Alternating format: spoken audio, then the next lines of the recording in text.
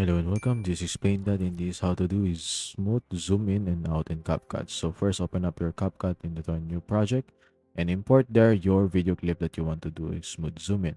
So after that, just tap on the video clip and make sure to enable the position and size keyframes. It should be a diamond logo with a blue icon in it, so you know that it is enabled for you.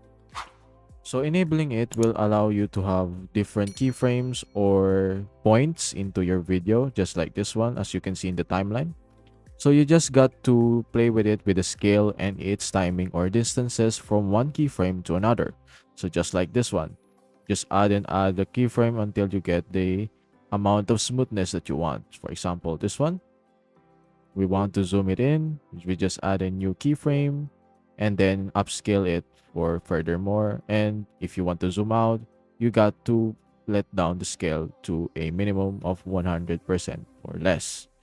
So in combination, it should look like this, and just play around with it until you get what you want into the outcome, and that should be it.